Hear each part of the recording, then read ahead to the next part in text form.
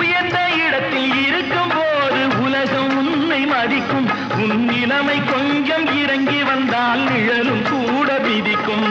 மதியாதார் தலைவாசல் மிதிக்காதே என்று மானமுள்ள மனிதனுக்கு அவ்வை சொன்னது. அது அவ்வை சொன்னது, அதில் அர்த்தம் உள்ளது.